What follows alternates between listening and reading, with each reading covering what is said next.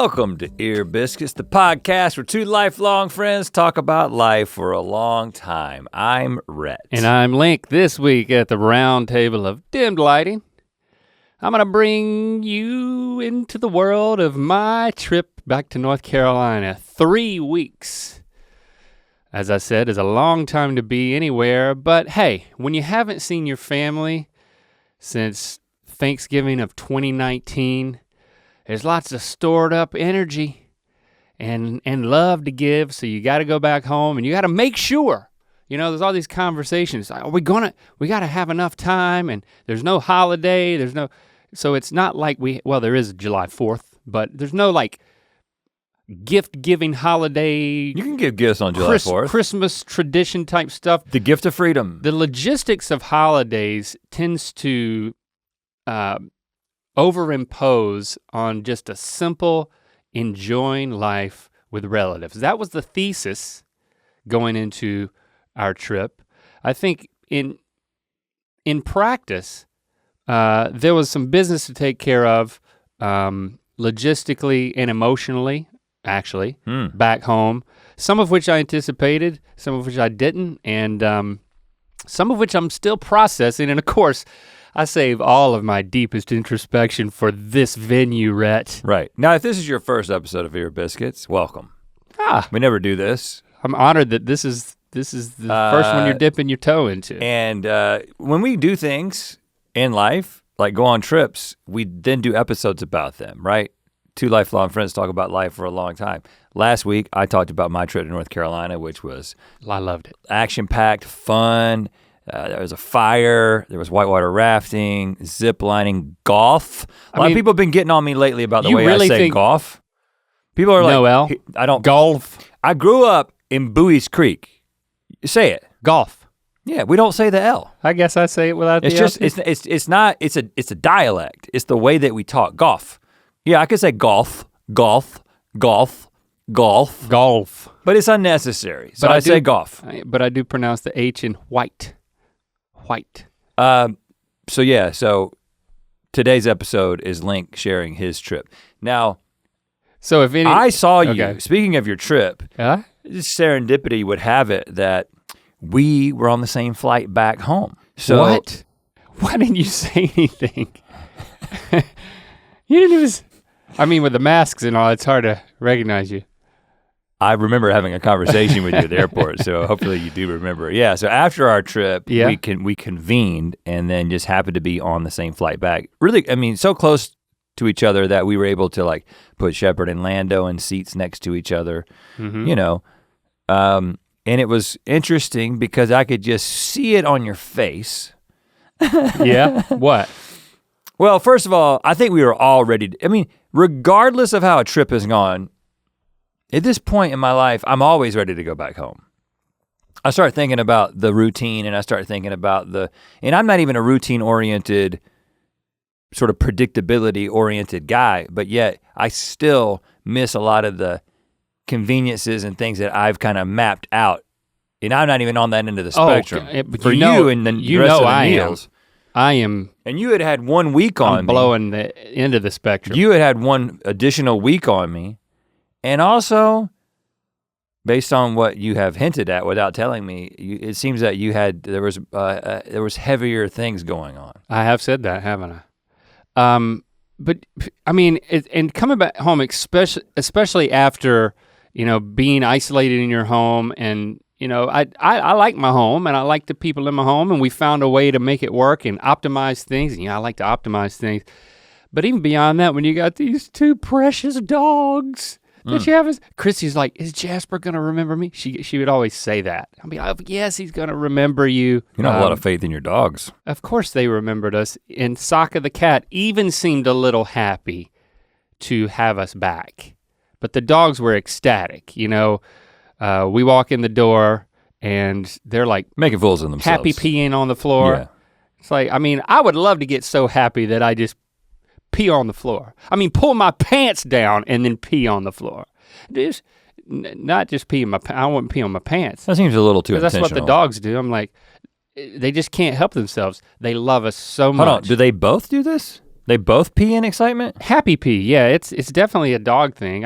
Well, a wiener dog definitely. Yeah, because Barbara's never Barbara happy gets peed? embarrassingly happy. But she's never happy peed. She does not pee. She's got that under control. I mean, she doesn't have her like, the sounds that she makes are embarrassing and there's like crying. It's like, it's very intense. I will say it was Makes you feel good though. significantly more intense for Jessie when she got back from her trip to North Carolina than it was for me, even though Barbara loves me to death, but she didn't roll out the red carpet in the same way that she did for Jessie. And so I'm kind of holding that against her. Oh yeah, but she did not, she will urinate on the carpet. But it's not. But not because tied she's to happy, because somebody didn't let her out when she rang the bell. So I'll start with some bookends to this trip because I botched the bookends, okay? First thing was I decided strategically, every other time we've gone home, we've just moved from house to house and visiting with people and celebrating usually either Thanksgiving or Christmas, and you're moving around a lot of couch surfing, and it's absolutely exhausting, and there's never any personal space. So especially with 3 weeks in this plan, I was like, okay, we're gonna try something new. We're gonna stay at an Airbnb. Also, Christy's sister had just had a baby, and there was like the COVID protocols of it all, and like maybe being isolated and stuff like that, and taking into account other people's preferences in the family.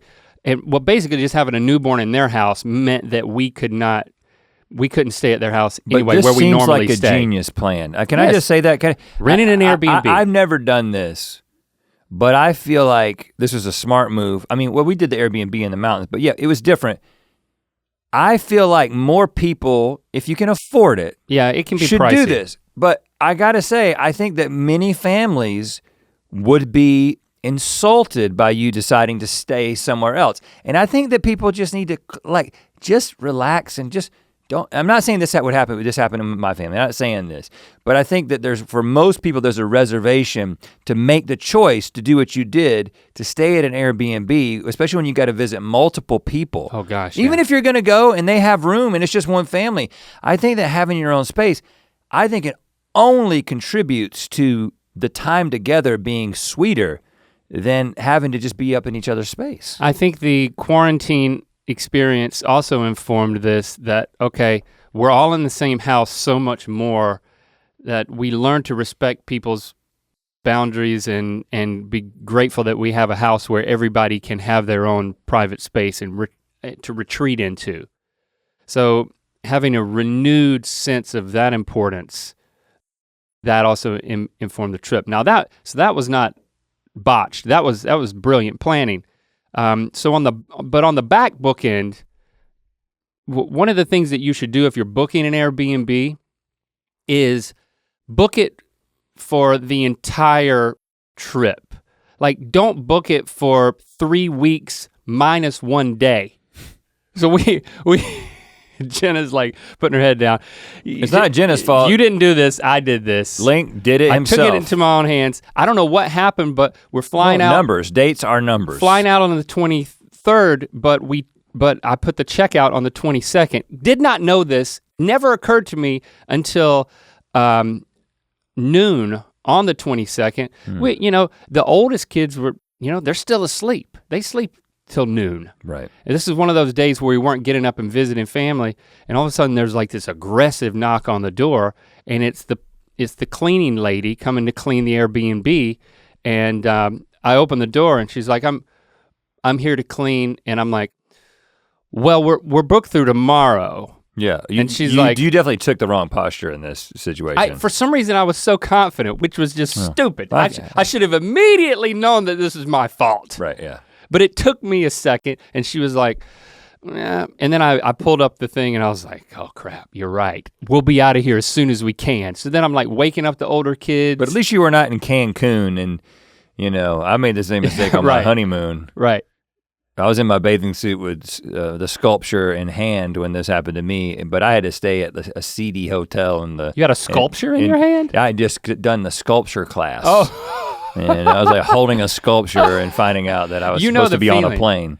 Oh yeah, thank God we didn't. Thank God it wasn't the other way. So what did you do? Where did you end up staying? The street? Well, I was like, we can't extend another day because she's coming to clean for the next people to come in, and they're already asking, can they check in early? And of course that ain't happening. So we had stuff packed up enough because we had taken a mini trip.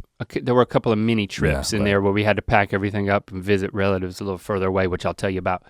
So fortunately, in record time, in about 20 minutes from understanding that we did not belong there anymore, we were out of there. And then I found another Airbnb closer to the airport for the final night. But it did make our last day pretty, our next to last day pretty hectic. Because in the last day was just getting up and getting ready to go to the airport and everything. That was the back end. But right when we get there to the Airbnb, I'm feeling good. I'm like, this is a good decision. We have a home base. It's gonna revolutionize this entire experience. Are you saying things like that? The dads tend to do that. They tend to say what you just said to me. You say to the family, "This is good. We have a home base, and no one cares that you're doing it for no one." Yes, thank you. Yeah. So don't do. So next time, just keep it inside. Well, we have to learn to inhibit that dad instinct because it's only gonna get worse as we get older. They don't.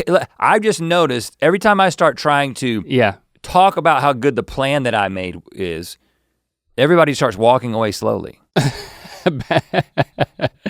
Yeah, they don't miss a beat when I'm doing that. They don't care. It's as if I'm just muttering to myself, but emoting a little too much. Yeah, it's a good plan. We got a home base. Who's dad talking to? Himself. And I'm like, okay, well, and in order to fully realize this experience, I'm gonna go to my room with my suitcase and I'm gonna unpack all of my stuff. Like elevate your suitcase on one of those things? Did they have one of those things? No, I just put it on the bed. I also elevated Christy's because hers was heavy and I don't want any early vacation suitcase lifting injuries. I'm thinking of all the potential pitfalls and I'm putting everything away, making this space my own. This is the launch pad using from drawers? Which we are. I don't use drawers because if you use drawers, you might forget. You leave stuff in drawers. Well, unless a drawer check is part of the routine. But I put out my toiletries in the right place, and I put my suitcase I organize it in a way that it becomes a series of drawers almost. As I'm doing that and putting things in my suitcase in like an open-faced suitcase sandwich situation, I realize that I've overlooked a key aspect of my apparel. I have not packed any t-shirts. I didn't pack. I thought you were gonna say because my dad didn't bring underwear. He didn't? on the trip to the mountains. And so he had to go to Walmart and get more underwear. It's easy to correct. What's the one category if you were to miss it entirely would have the greatest impact? For me? I mean, I know you're a tall guy, pants. So it's pants probably. But during the summer season, shorts is not. I mean, shorts don't. It's not as big of a deal. I had a couple. So shirts is about as bad as it gets. I brought a couple of button-up shirts. I knew we weren't going to go out to dinner. That wasn't part of any of our plans, really.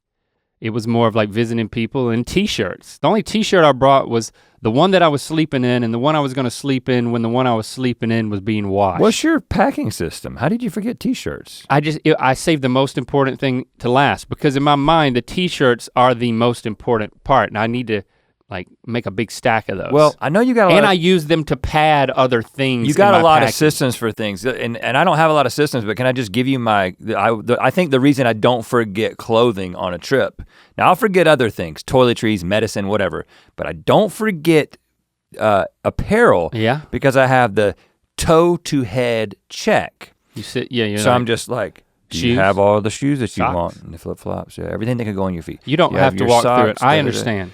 And then it's a good idea, but don't insult me by. But you get to the top and give me a body scan. But you get to the top body scan, and t-shirts are part of the body. This is the way that I do it. I do it by, I have my drawers organized by, I got a sock and underwear drawer, and then I've got a pants drawer, and then I've got a workout/shorts drawer. And then I've got some miscellaneous drawer, and then I've got my shirts over here and my button-ups hanging over here. So if I go to every segment and take out the appropriate amount of things from each place, then I've done it. So what happened? I don't know. I think, but with turning to go to my t-shirt pile, I just overlooked it entirely. I don't know what happened, man. Somebody distracted you in the midst of it. I mean, I ended up gotten a text. I ended up finding a shop and just buying a bunch of shirts in one place. I bought like 7 shirts. Like cool t-shirts or just like? Well, an Urban Outfitters. I can still get a t-shirt from Urban Outfitters. But not like you didn't do like, I'm gonna do the Fruit of the Loom 8-pack. No. Okay. There's an increasing number of things that I can't buy in Urban Outfitters, but t-shirts, I can still find some stuff that I don't feel like I'm posing. I'm not buying a bucket hat and some big old britches like my son is.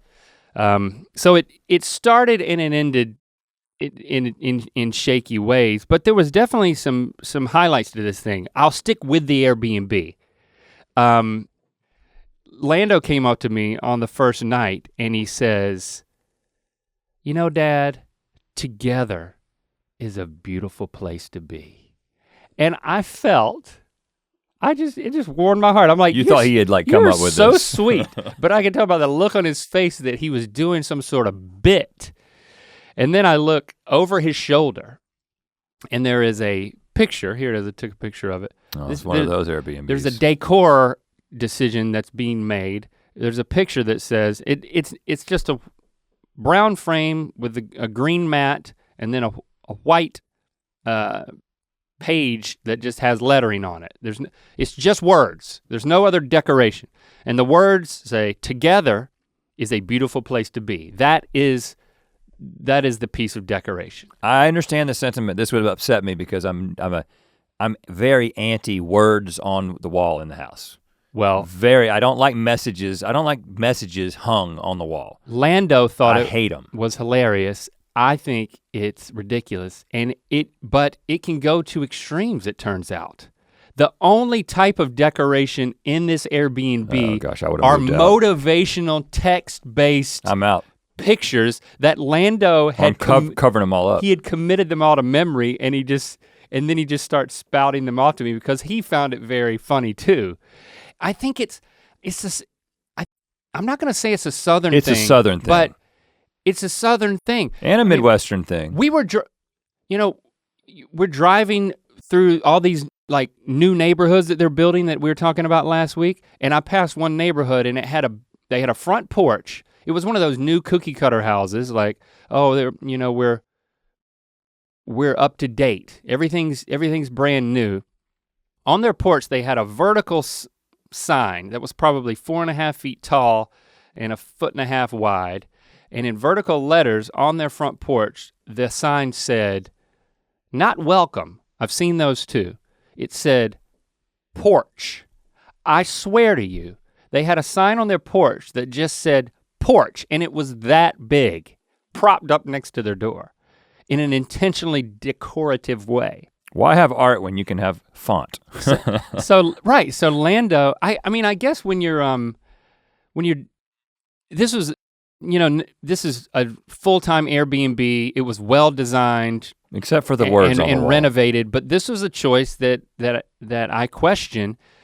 These signs were everywhere. And let's see if you can finish some of these sentences, okay? Okay. Here's another one in the hallway. "Life isn't about finding yourself. Life is about blanking yourself." Touching. Yeah. Now, that might change your tune, right? It's like, wow, this house really has something to say. Being. Life isn't about finding yourself. Life is about creating yourself. Oh, give me a break. Creating. I like being yourself, but it's not assertive enough for an Airbnb wall. Right next to it, because this is a group of 3. Like, group of 3.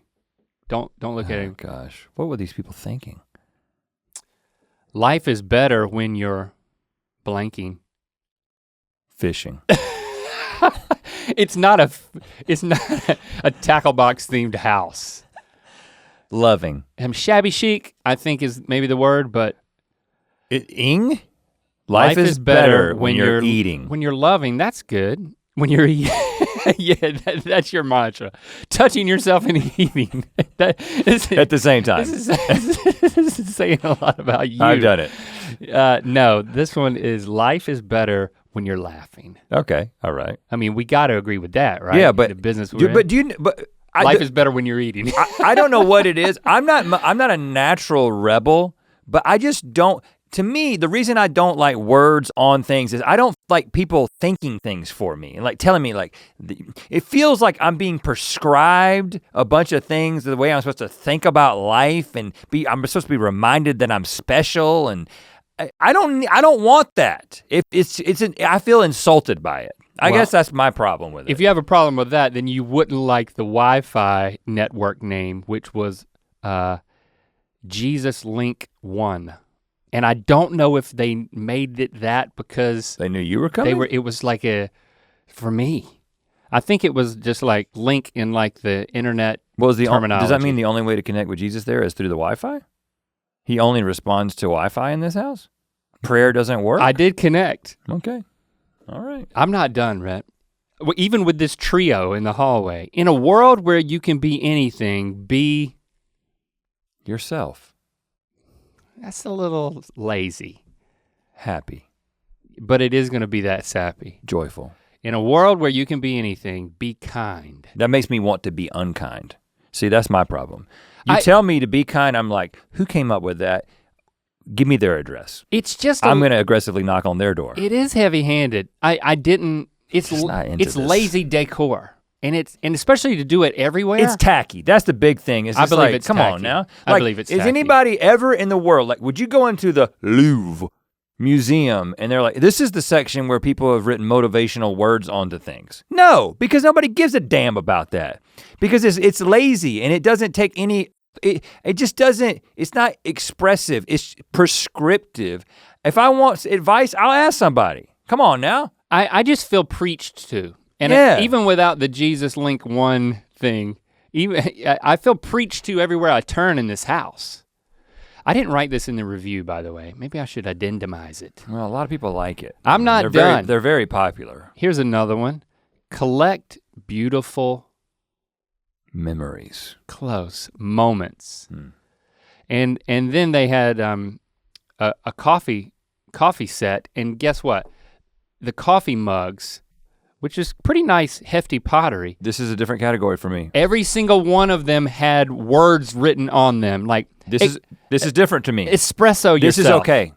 This is a mug. Mugs can have things written on them because mugs are not pieces of art first and foremost. This one's ceramic. They're not decor. They're things that you use. But it's an exposed shelf, and they were all facing you. So when you walk in the kitchen, you read them as if they were signage. So it is decor because it's constantly out.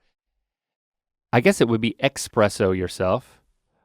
What about stay positive? No, I hate that. Stay positive. I don't need a message like that. If there's a pun, I like espresso yourself. That's pretty good. What about keep it simple? Okay, stop giving me advice on the damn mugs. I know.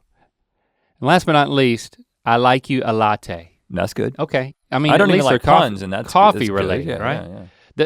There were 3 or 4 more, but I got too exhausted to keep taking photos.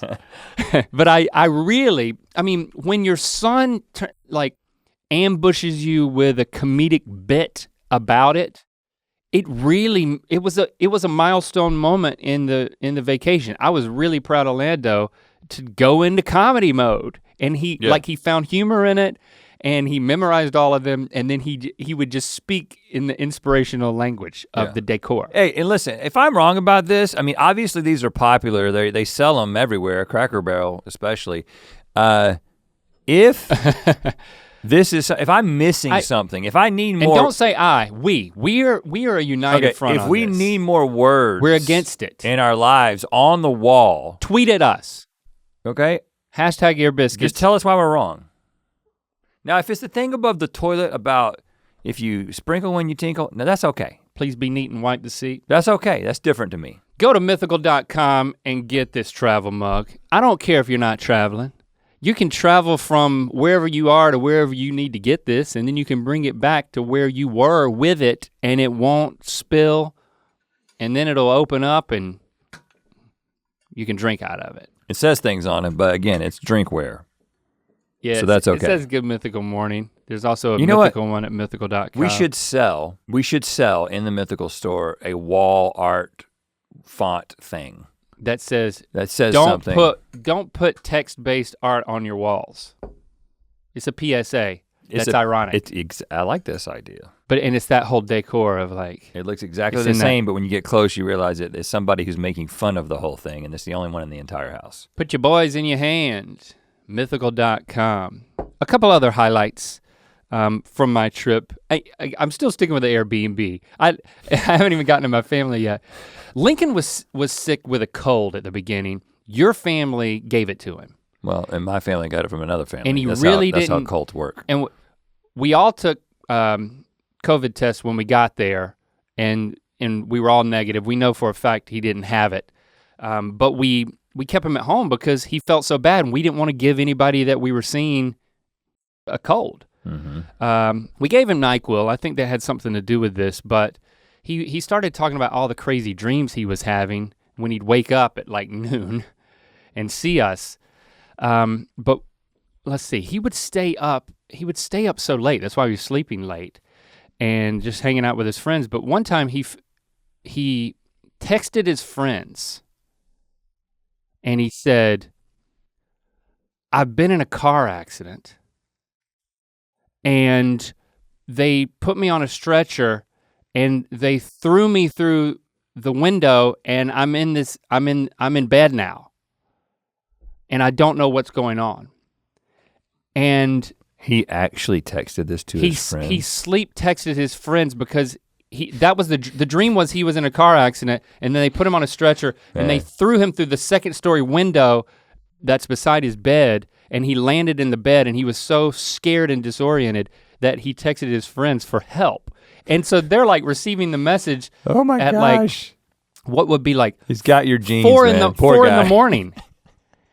And then they quickly realize as he's describing how they EMTs threw him through a window that like, dude, you're still asleep. They're like texting him. They knew that this was a possibility?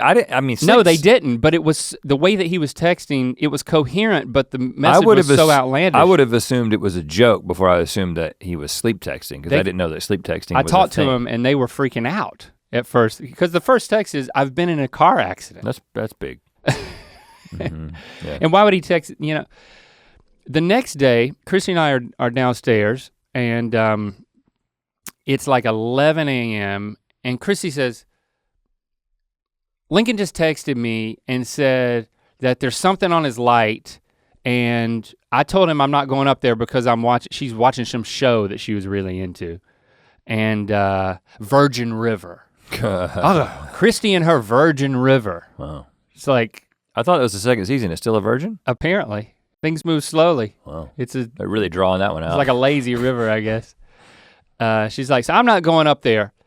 And she texted him this, and he says, "You have to." There's something on my light. You have to come up here and get it. Like a bug? So I grab a broom and a paper towel, and I go upstairs. And when I get upstairs, it's broad daylight.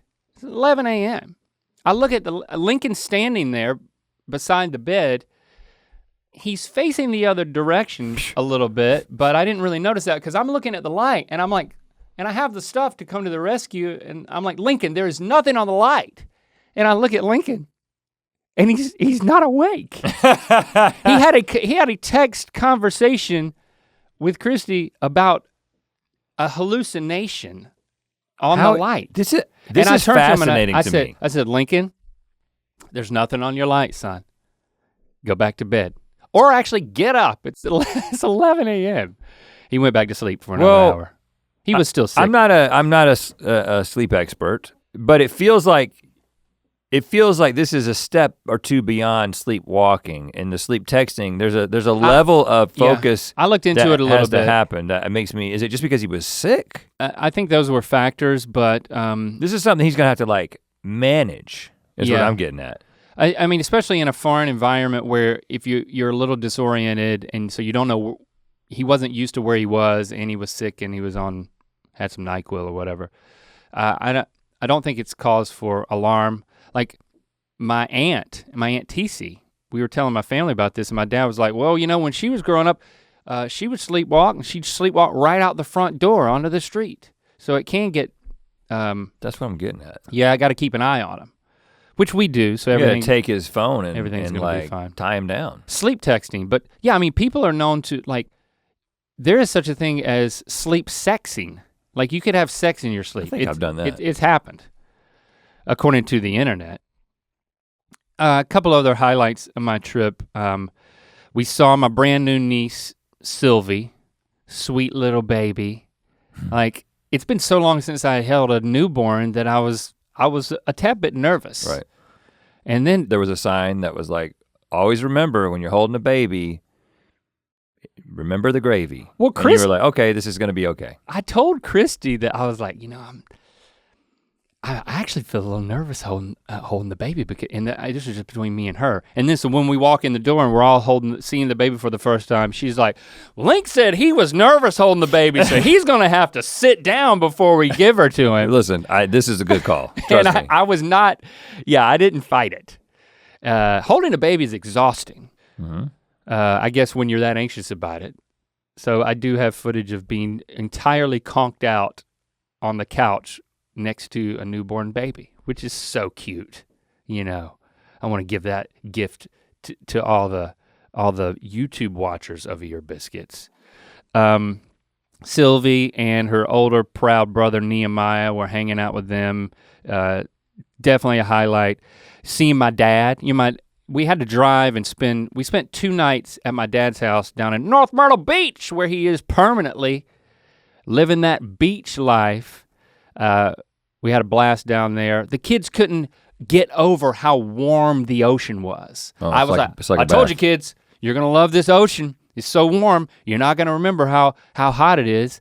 And one highlight was the fact that everybody was willing to get in the ocean and stay in it. Out here on this Pacific Ocean, only the youngest or wetsuited get in there. Christy wouldn't dream of getting in that ocean and like just hanging out with the family. So like actually all 5 of us were like in the ocean. The waves were pretty mild, just enjoying ourselves. And my dad was out there. It's one of those rare times when you're doing something as a family that everybody's really into it. Is your dad a body surfer?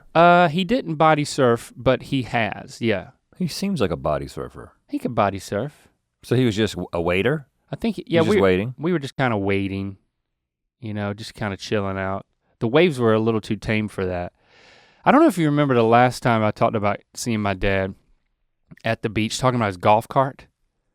But if you don't remember, it's this like gratuitously wrapped in sunset. It's actually the color scheme of the travel mug in a lot of ways. Like it's like if Jimmy Buffett vomited his feelings all over a golf cart. And then somebody wrote Beach Life in this weird font. Now that's a good text. But on a golf cart, that's acceptable. So you don't remember this. The A in beach was such a weird font that if you squint your eyes just a little, not a lot, it looks like an L. So on at least 3 different places on his super, like it looks like a 4x4 golf cart. Like Belch Life? Yes, it looks like it says Belch Life. Oh, Belch Life. Belch Life, yeah. Wow, which is even better. It's kind of cool, yeah. So Belch Life is still going strong. You get on Belch Life, you put your chairs there, and then you drive just a couple of short blocks. It might be better than Beach Life. To the beach. So that was definitely a highlight. Going to Christy's parents' house, driving down to Kinston. We hadn't, the last few times we've been down there, they would always come up and visit us, so we hadn't been back home, so that, to the point that at 11 years old, Lando had never been fishing with Grandpa. So this was a first, and Lando caught his first fish, a bass. My hand. In a lake. Yeah, in a pond. Pond. We went to a couple of ponds. Lincoln caught a nice bass. Lincoln, congratulations, you already caught a fish, man. Yeah, man. But I think it was when I had my hand on Right, I was showing you how to use it. That's definitely not true. I caught some fish too. Throw them back? We threw them back, but Lando, I was concerned about Lando's potential concern with the fish. For the fish. You know, because you were talking about how Adeline, your niece, is so into fishing. She could probably teach Lando a thing or two. Like, I didn't know if he would want to actually catch a fish, but he's reeling this fish in and he's like scared and thrilled, but then he refuses to touch it. Refuses to. But I did get some photos of him like standing sheepishly behind the fish that grandpa was holding. But catching fish with granddad, you know? Yeah. You like our game? Yeah, I'm not gonna play it right now. But in real life. So that was another highlight.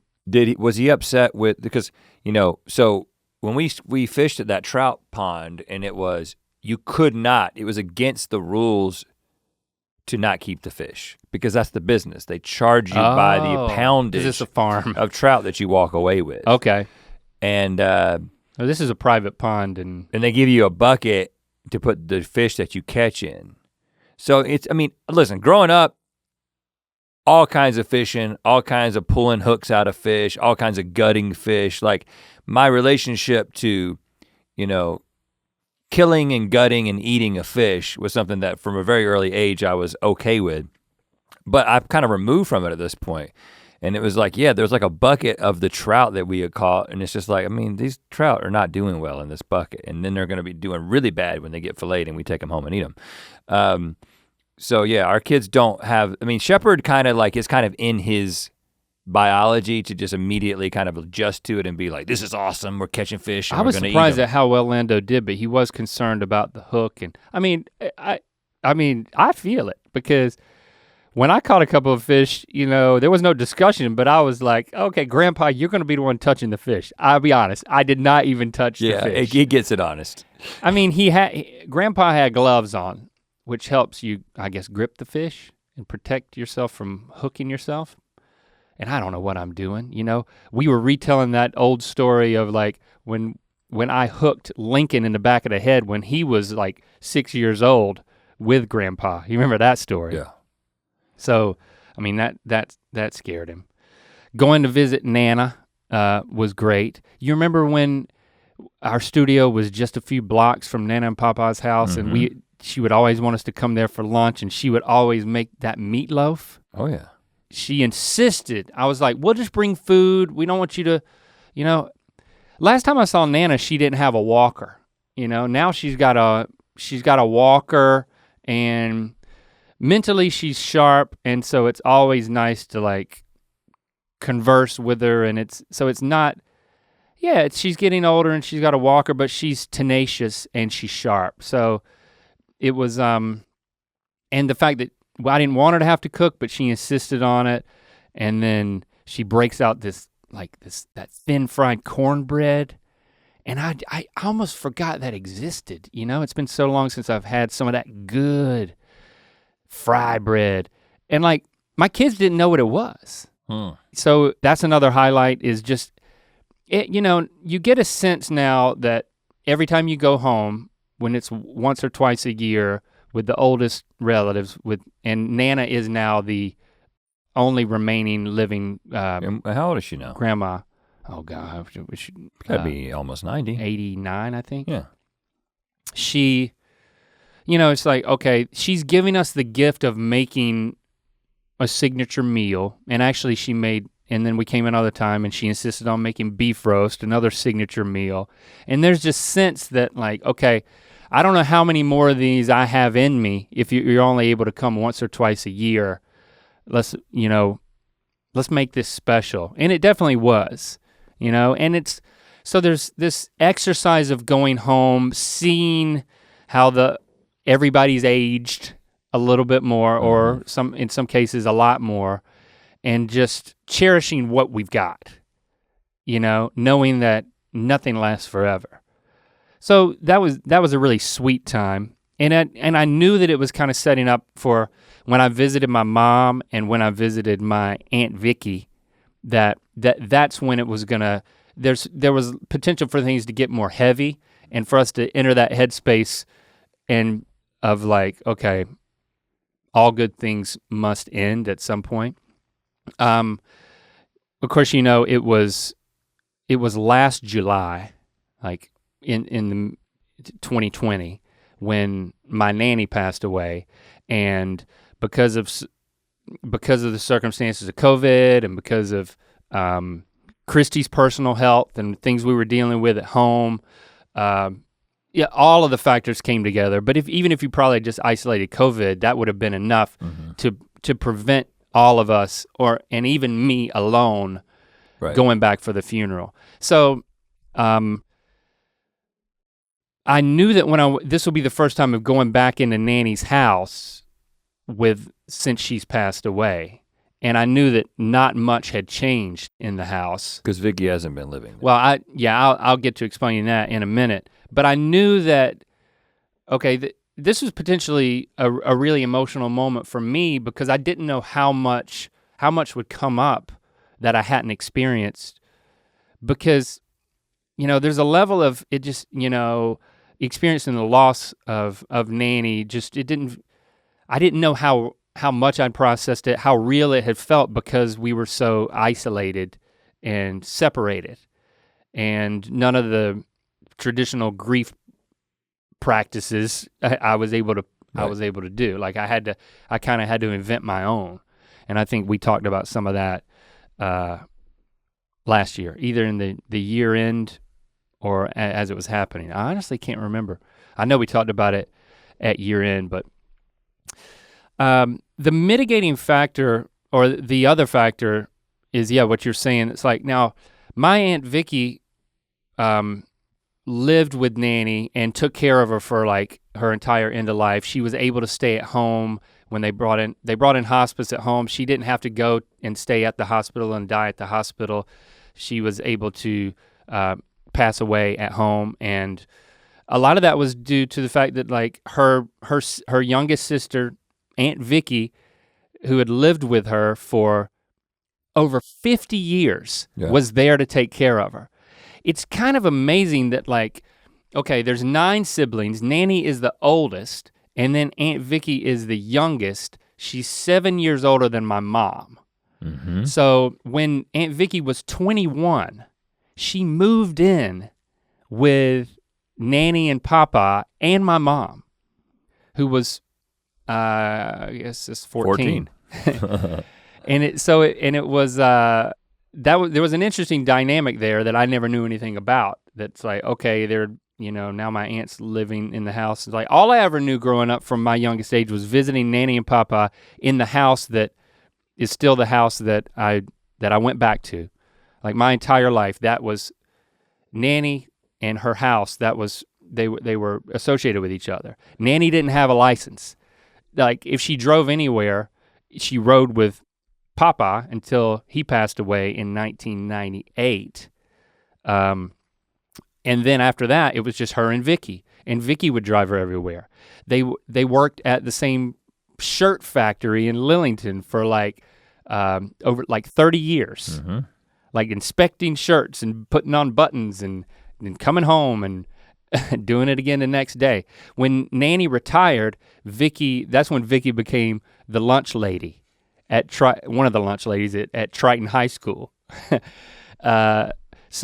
Which knowing Vicki was like the perfect move. You know, I've got a long and deep and loving relationship with Aunt Vicki. Like I was the closest thing she had to having never, gotten married or had a partner or dated much that I know of. Mm-hmm. It's like, but she had a grandson in me, so we had a special relationship. And as an only child, I was, now it's the dynamic of me making sure that Aunt Vicki is taken care of. And then the state comes along and says, and there's been rumblings of this for years, but they say, we're going to, your house is next to the highway, we're expanding the highway, and I saw, like my mom sent me the plans months ago, they're putting the highway basically through the house. Well, because the house was already very close to the existing road. Yeah. Yeah. So Nanny passed away. Then we hear that like these plans are definitely moving forward. Vicki is in mourning and taking this the worst because she is the absolute closest to Nanny for all of these years.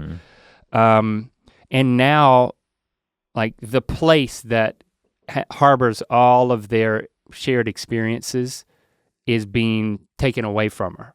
So it's like an additional level of sadness. And so when I went home, and we had encouraged Vicki to move in with another sister of hers that's nearby, Aunt Lynette, who we also love and see pretty often, but her husband had passed away a few years ago. So now she's kind of got an empty house and room for Vicki to go. So it's like, okay, this seems to be lining up. You're gonna have to move out of the house so you can go ahead and start living with Aunt Lynette. But the way that she did it was she just moved like a minimal amount of stuff, and then Vicki would just like a lot of times she'd just come back to the house during the day, to Nanny's house, and just kind of be there. You know, I think just like this prolonged mourning that, you know, letting go of the house is a painful exercise associated with maybe, you know, letting go and coming to grips with Nanny being gone. Right. I knew all of this, but that further complicated what I was stepping into. But I think that I had this image in my mind that I was gonna go into the house and have some time where I could just kind of process and maybe shed a tear and just have a moment where I was going down memory lane and just, you know, having an exercise in mourning. Right. Unfortunately, that opportunity never really presented itself because there was a lot of work to be done on that front. I think that I walked into the house and I asked Nanny I asked Vicki and Lynette to meet me a little bit later, but when you tell old people to meet you somewhere, they always show up like an hour or two early. Yeah. So they were already there, and because I had set aside the entire afternoon, and I was like, Mom's gonna come over too, and I'm gonna see what we're up against here, because we have to start organizing and moving this stuff out. Vicki, you need to move everything out that you need to live with Lynette, and then whatever you want, the special, and whatever Mom wants, the special, we gotta start getting this stuff out of the house. So like, I kind of knew that I would have to step in and provide the leadership to work through this logistically, because as I'll talk about next, my mom's got so much on her plate, Vicki's going through so much, and that I needed to make this happen. Is there like a date for when they're gonna like level the house? Not yet. I mean, they're appraising it and they're supposed to give us an offer, and then there'll be some sort of negotiation of how much they're gonna purchase the house and the land for, and so we're gonna have to cross that bridge soon, but I wanted Vicki to be in a comfortable space at Lynette's house with all of her stuff and not prolong this limbo. So I'm like, we're gonna put labels on things. If you want stuff, we'll put a label on it, and you don't have to move anything yet, but then we'll know what's labeled and with whose wants it is gonna get it, and then whatever's left, I'll have to figure out how to get rid of that stuff with like an estate sale or something afterward. I've never done any of this stuff, but I quickly realized I walk into the house and like, okay, we're in go mode. I gotta try to figure this out. I got a limited amount of time, and I'm trying to herd these cats that are my relatives. A couple of other relatives show up, by the way, because I think once you start going through people's stuff. Once you start labeling stuff. Once you start labeling, everybody's got a label maker. People gonna come out of the woodwork to see what they want. And you know what, it was totally fine. It was, you know, I think with a lot of families, this is where it gets to be a nightmare situation. Yeah. I had helped Nanny with her will. I actually think that getting the will in place was one of the things that was like keeping her holding on for as long as she did. She basically articulated that when I was talking to her. You know, there was like 6 months leading up to her passing that we were getting all that in place. The last time she left the house was to go and get the will straightened out. So because of that work that we had all done, it wasn't painful, right? And there wasn't conflict, thank God.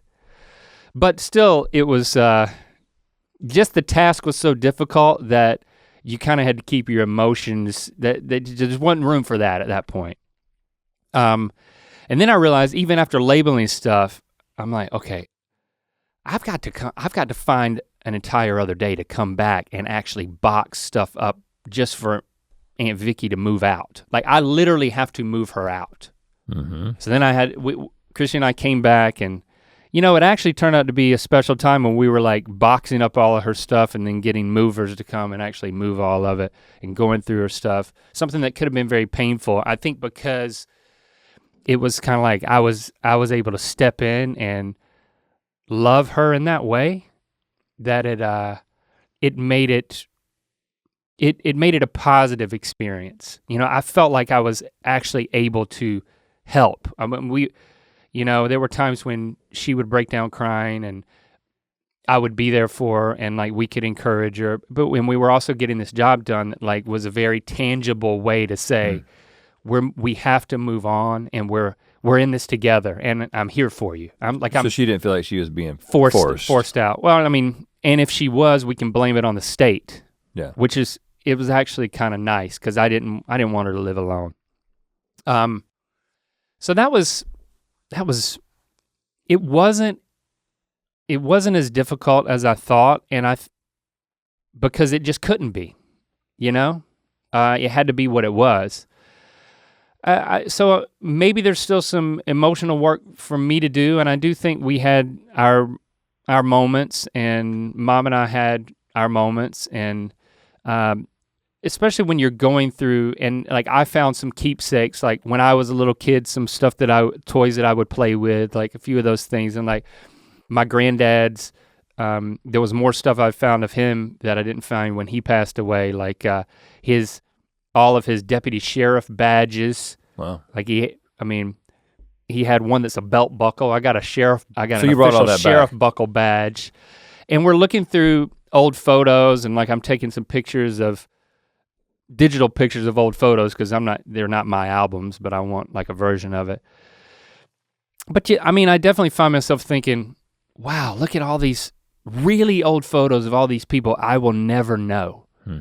And I don't know anything about their lives. I know that I'm distantly related to these people, but there's like a depressing angle to that. It's like I can't, all of these people. I can't stand looking at old pictures because even old pictures of my family almost always end up with this like depressed feeling that is in the past and I can't access it, and it's just like life is moving too fast. I felt some of that, and there was this, there's this one photo of me in Nanny and Vicky's kitchen, and I was probably 1 year old, and I was dressed like Winnie the Pooh, meaning I was only wearing a shirt. Yeah, okay. Like wasn't a costume. I'm looking in the bottom cabinet that's like 2 feet off the ground, and it's at eye level, and my ass cheeks are hanging out. And now I was going in that kitchen and we were boxing stuff up, and nothing had changed.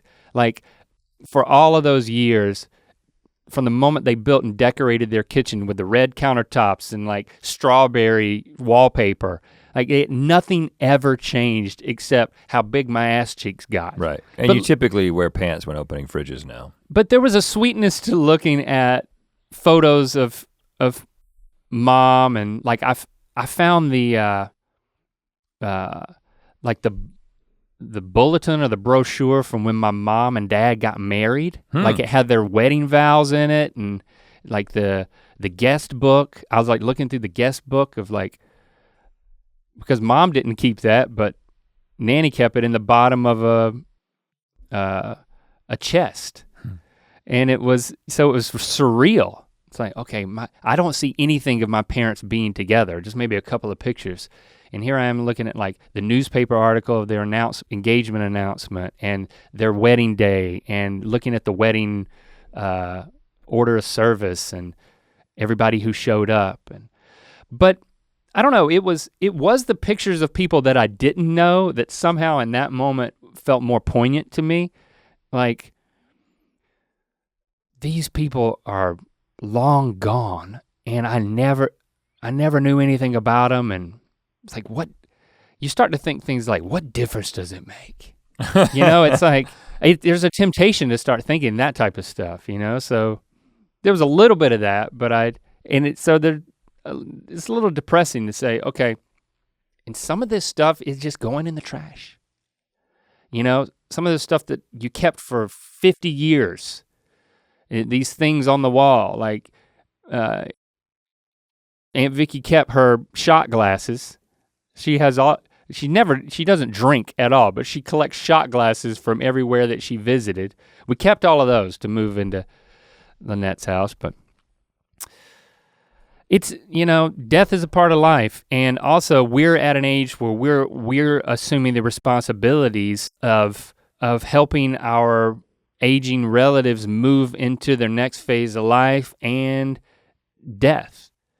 I mean, and I think that mindset definitely continued when I went to Mom's. You know, you know more about Mom's situation, but I think it's a good time to, I'm ready to share more about the context of what Mom's been dealing with, just because we're processing it and we're wrapping our minds around it. I think our year end, our 2020 year end podcast, I alluded to the challenges that my mom was facing and how I wanted to be of support to her, and how that was a big factor. Of course, Rhett, you know, in 2019, in earlier 2019, Mom and Lewis visited, and then that's when the whole story of Lewis like getting hospitalized and almost dying because of bleeding in his lower GI tract, and he was on the verge of death multiple times, and we were there. I mean, I outlined that surreal experience of him being on the brink of death for the entire visit, and wondering, is he gonna make it, and is he even gonna be able to go back home? But he got to a point in his recovery where he was able to fly home, and I think where we left the story at the time was he gets back home and he's doing good enough that, like, he's grabbed his leaf blower and he's blowing off his carport, and he's back in his own space, and he's good. Mm-hmm. You know, it was the sad thing that happened was within the next week or so, that's when he suffered a series of strokes, mm-hmm. and then was hospitalized. And if you fast forward to July, that's when we went home to film us going back to Bowie's Creek to do that, like our homecoming mini series where we like associated with Bleak Creek, where we talked about like the inspiration for the novel and all that. And I remember every day we would shoot all day. We went swimming in the river, but we went to all over Bowie's Creek. And then I remember every night the crew would hang out, and I would leave as soon as we were done filming, and I would drive to the hospital to visit Mom, who was at Lewis's bedside, because even those few months later, after having the strokes, he was now at points he was on a ventilator, and he was near death again. Like, I was visiting every night that I was there, mm-hmm. knowing that he could pass at any minute. So it was kind of like a repeat of the whole thing. It was really scary and really sad, and of course he was not conscious for any of my visits, and I don't think my mom slept the entire time. She was just basically in shambles, but it was nice to be there at such a pivotal moment. Then just to fast forward through the entire next year and going through COVID and everything, basically it was just a series of coming to grips with the fact that he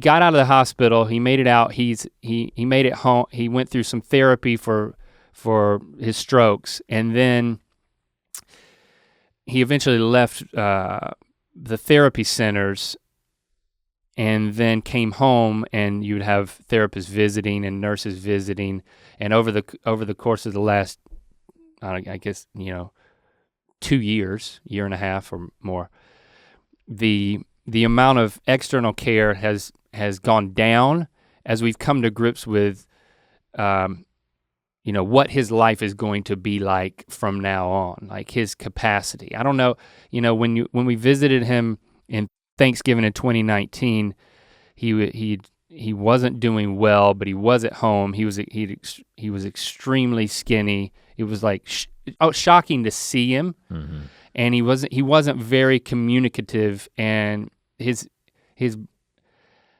just felt like he was probably 10% of his former self.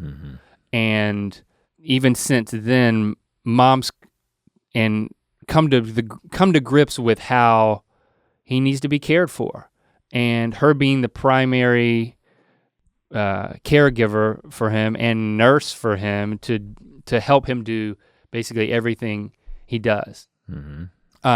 And that's been so if you lay that experience over top of my description at the end of last year on the podcast, if you can remember my descriptions then, maybe it would shed more light on the depth of the challenge that we were facing and are facing. So it's been extremely frustrating to not physically be there with mom, and just to have to be there for her over the phone. That was the dynamic that I believe I was describing at the time.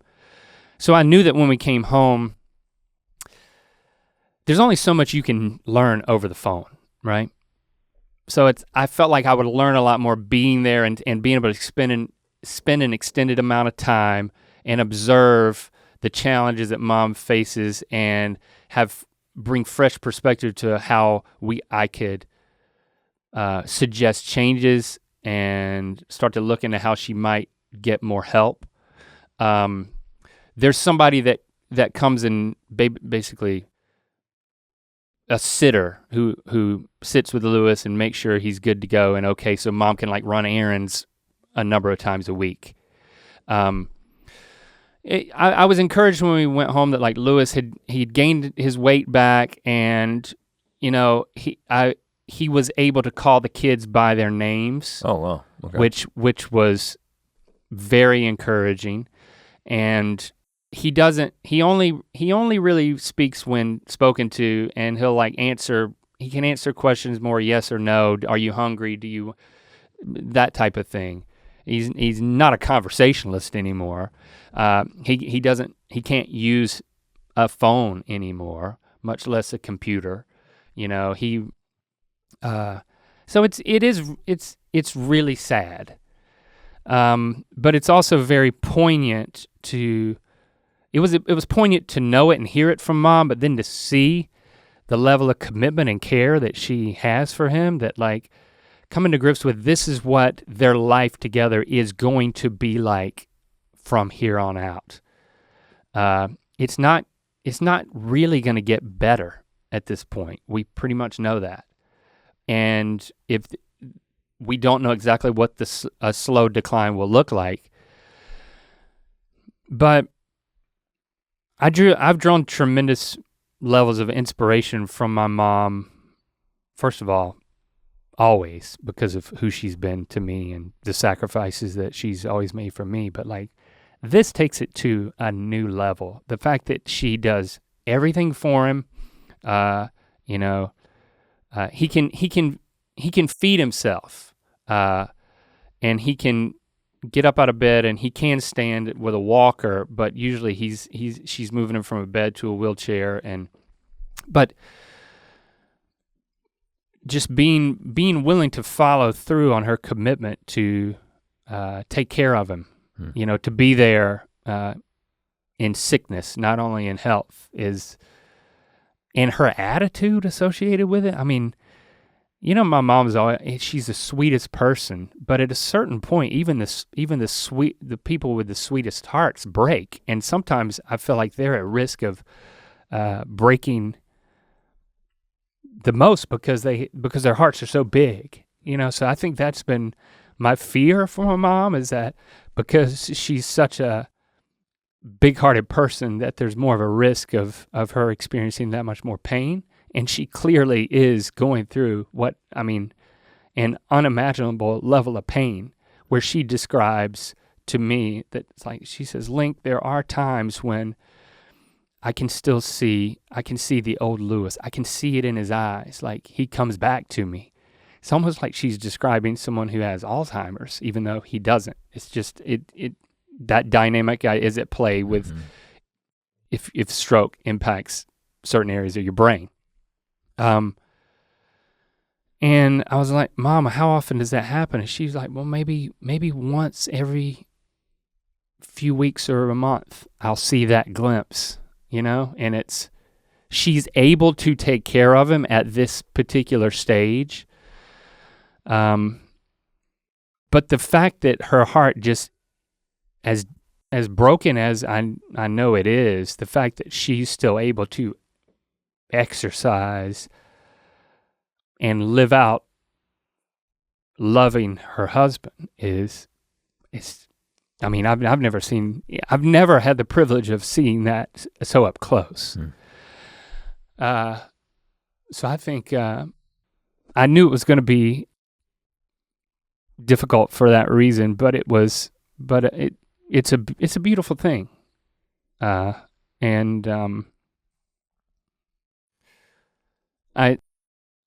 I want to memorialize this experience as actually a positive experience, and I'm glad to be able to say, okay, how can I help? We're still navigating through that, but and figuring out practically what, if things need to change, what those are. But you see how, it's one thing to look at pictures and have this existential dialogue with yourself of, does this even matter? But I think that's my experience in seeing what my mom's going through is kind of is the answer to that question for me. But it also puts me in a headspace of like I was saying with Aunt Vicki, we're getting to an age where we're gonna have to deal with this eventually with our aging relatives, our parents too, and starting to think about, well, what's that gonna look like? But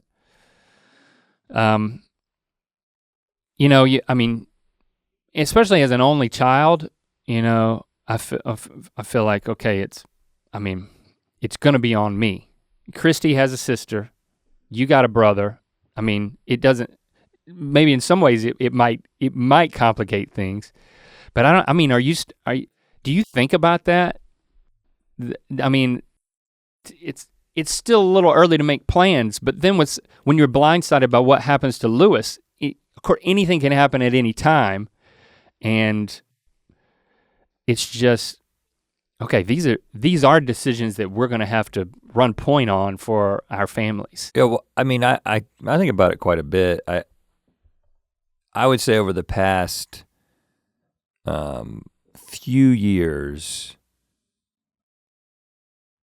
I would say that for me, part of it was, my parents haven't dealt with significant debilitating health problems. But like even something as small, it wasn't small, it ended up being a big freaking deal for her, but like her breaking her ankle when we were in Scotland. Yeah. And then and being there during that time, but then I wasn't there during her recovery, I was talking to her, staying in touch, and I was talking to my dad. And like he was transitioning into retiring, which actually literally like 2 weeks or so before we got to North Carolina, he had taken his keys to Campbell. Oh, really? To the law school for the last time, because he was doing some sort of like part-time stuff. So he's literally like fully transitioned into retirement. And you look at your parents and you're like, man, they're old.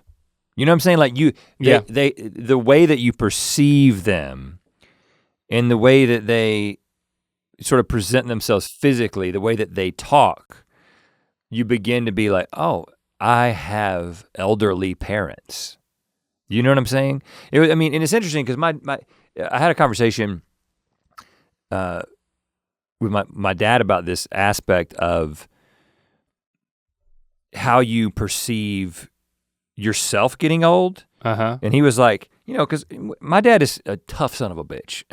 You know what I'm saying? He always has been, and will do anything physically that you ask him to do.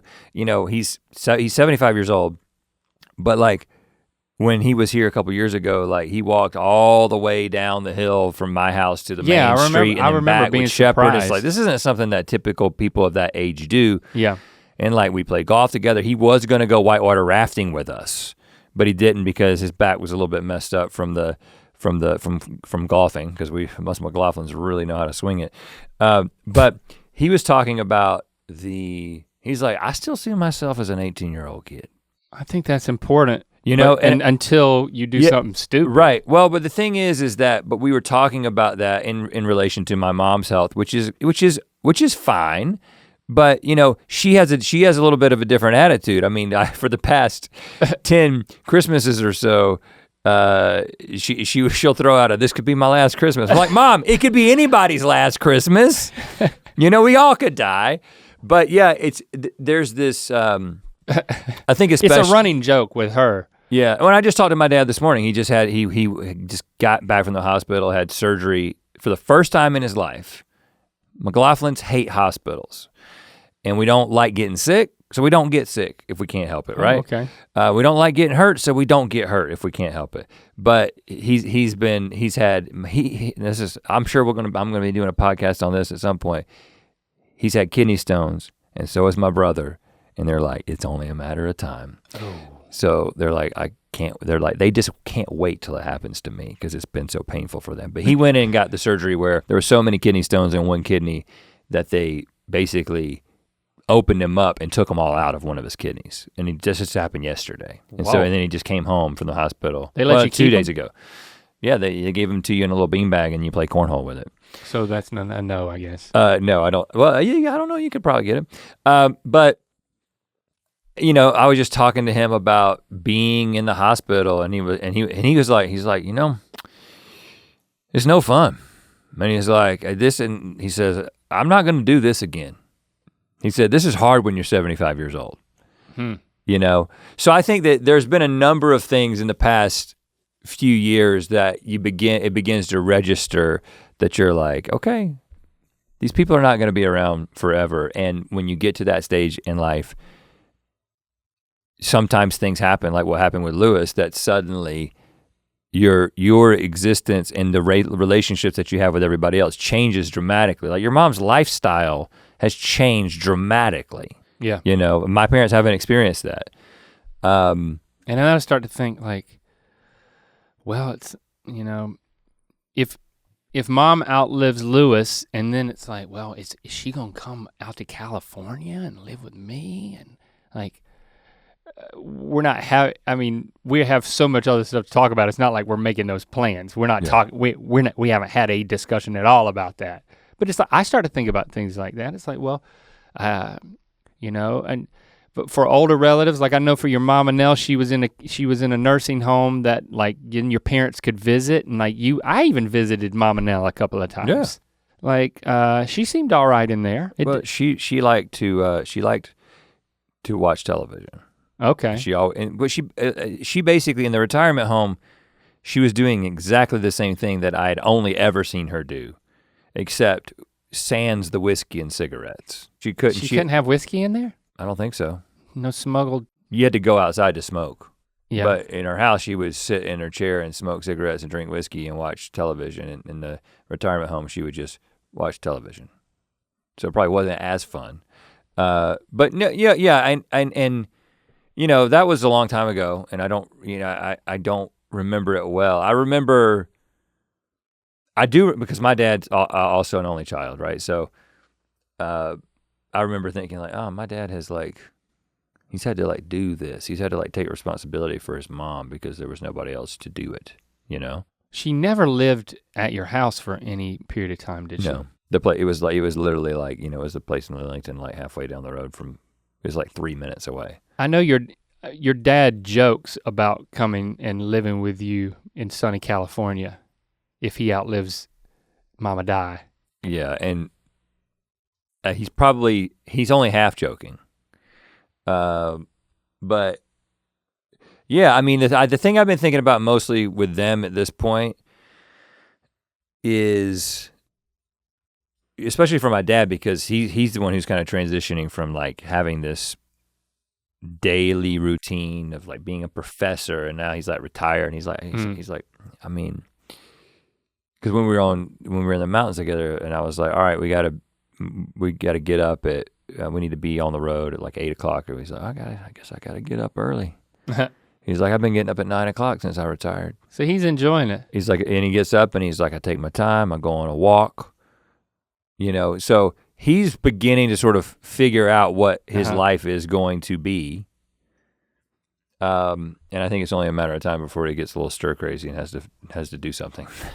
And it's always better if you are gonna do something. I mean, that's the thing I'm encouraged. When we visited my dad, I was watching him closely because we're so much alike, like physically, like the way that our bodies are built. And like, it's, well, first of all, like, I don't know if anybody knows it. My dad has a form of leukemia.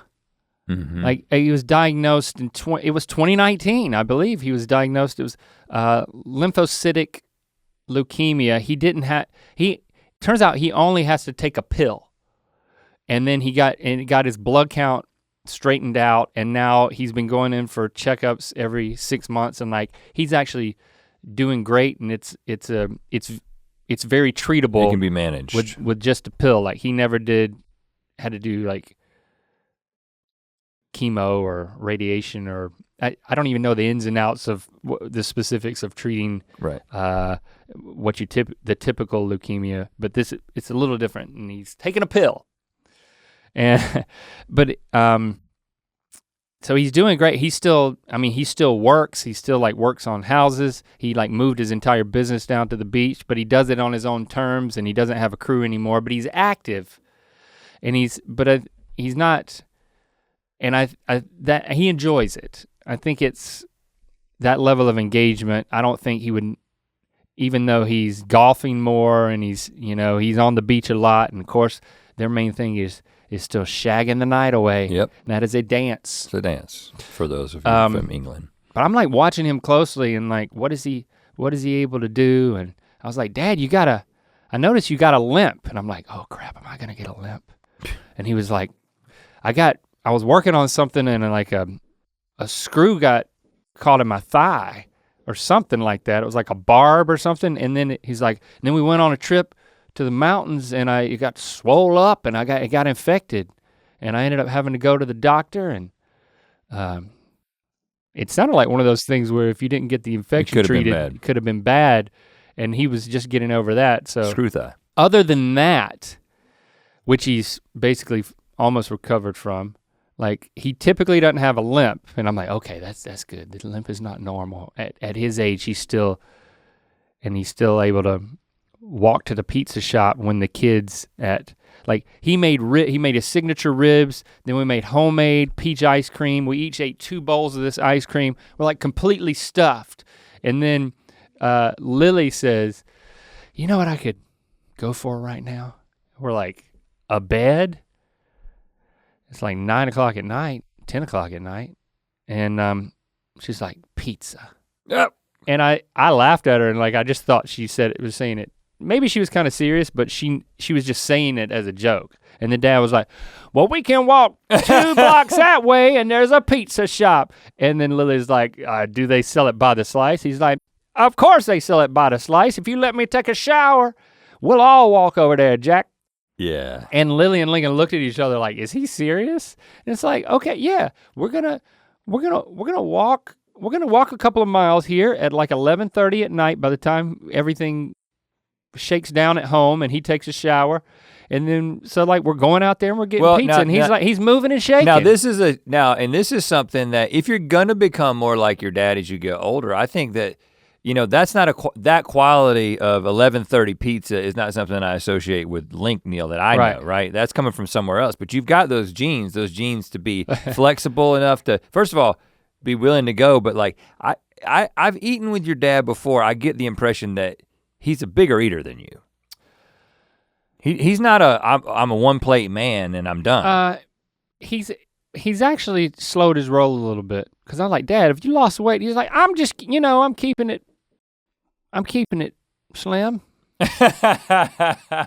By the way, he did make it out of the pixelated woods. This story there was that they were like traveling and he kept wanting to set up these like, they were in these like beautiful places. And for the 2000th episode greeting from him, I think he thought, this is a beautiful spot here in the woods. Let's use the flip phone and get a video. He had a lot of trouble getting that thing sent. It was. He's no longer. The file was in hostage. degraded in transfer. It wasn't the phone capturing of him. He had to seriously compress that thing to get it to you. He said, I shot 3 different videos for y'all, and that was the best one. I love it. I wouldn't want it to happen. He made it out of the woods, and you know what? I'm encouraged. Like, okay, it's like, you know what? I can probably do even better than him. Like, I can give more attention to my posture and to my workouts. And you know, he made the decision. He made the decision to move to Myrtle Beach, right? Because he wanted to. He wanted to dance. It wasn't the pizza shop was next to 3 different dance. It wasn't like, places. Man, I got to go to Myrtle Beach for this job.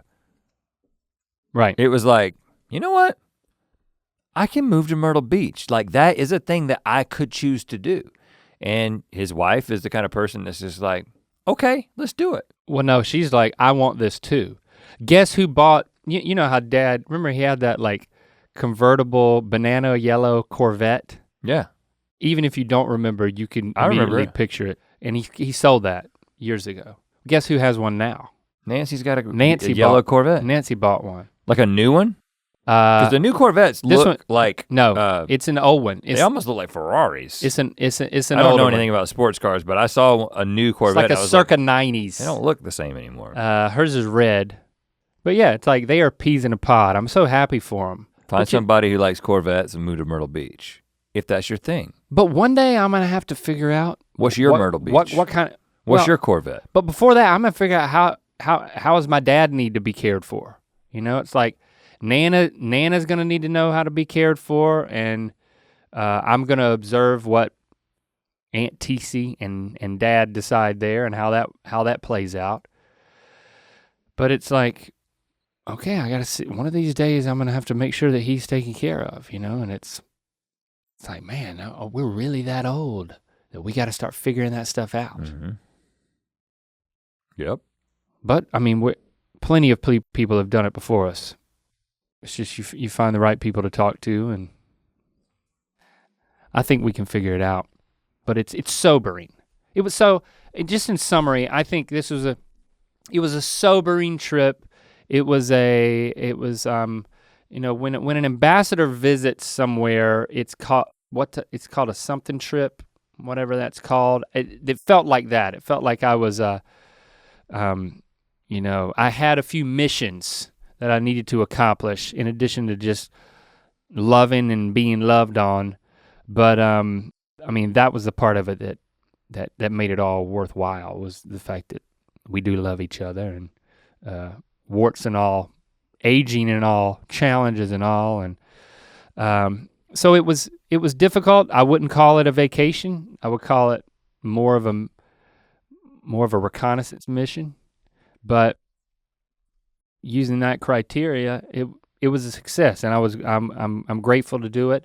And I think coming back home, the things that really made it feel worthwhile was when we would make inside jokes about family members. And the kids would be making inside jokes about their grandparents and their great grandma and the food that we ate and the funny things that grandpa says because he intentionally mispronounces way too many words. And it becomes a part of our conversation back home. It's like, okay, the kids have reconnected with their relatives and it means something to them. And so one day when they're looking at photos of relatives long past, it won't be like, who are these people? And does it even matter? Instead they'd be like, I know those people and maybe I only got to see them a couple of times a year, but I love them and they enriched my life, and it was an honor to know these older people who I'm related to, you know? And I miss not giving them that gift on a weekly basis by living in the same county or the same state. But it was a good reminder that those connections can still be special and they can be meaningful long term. Well, thanks for telling us about it. I'm gonna recommend something that I talked about last week that I think is just fitting with what we've talked about today. Do it. I talked about those 4 different documentaries or specials to watch, but the one documentary, Some Kind of Heaven. You didn't say that one last week. Yeah, I did. Some Kind of Heaven? Yeah, I can't remember. You said in and of itself, but you didn't say. No, I said inside, in and of itself, Some Kind of Heaven, and then Tell Me Who I Am. Oh, okay. Some Kind of Heaven, again, is a documentary sort of in an Errol Morris kind of fashion. Oh, that's the retirement home. And it's the Villages retirement community in Florida, which is the largest retirement community. It's a large city, over 150,000 people live there. Maybe that's where I'm gonna send all my relatives. Well, first of all, so we watched it with my brother and sister-in-law and then Lance and Lacey, and then after that on the group chat that we had for that group, for the vacation group, Lance or Lacey sends a text to the thread and is like, you can actually go spend a week or spend as much time as you want really as like a trial package at the Villages and it's like $150 a night or something like that. And you go and it's the people who want to go vacation there to see if this is where they want to go. And we were talking about all going on a vacation to the Villages. Oh my gosh. Like now as, mid-40s-year-olds. But I thought, okay. But I thought you watched a documentary and wouldn't want to visit. No, so, there's a little bit of both. It's a great film because it is a very honest look at the people and what it's like to be at that stage in your life. There's loss and there's love. And I think that for some people, it feels like it's an incredible choice. And just the things that things that were like kind of obvious to be like, oh yeah, like when these are the kinds of things that happen in a retirement community. Now, a retirement home is a very different thing, like where Mom and Elle was, versus a retirement community, which is like these people are constantly doing all kinds of shit. And it's just a really well done film that it'll make you think about yourself getting older and what you want your life to be like and how you want your life to end. You know what I'm saying? Like if you want to end well. Well, since I'm in the headspace, I might as well go all the way and watch this film. So I recommend it. Some Kind of Heaven, I'm 98% sure that's the name of it. And I can't remember which one of the streaming services it's on, but I'm sure you can get it. Just Google it and figure out where to watch it. All right. #Belch Life. Ear Biscuits. Let us know what you think. And we'll talk at you next week. To watch more Ear Biscuits, click on the playlist on the right. To watch the previous episode of Ear Biscuits, click on the playlist to the left. And don't forget to click on the circular icon to subscribe. If you prefer to listen to this podcast, it's available on all your favorite podcast platforms. Thanks for being your mythical best.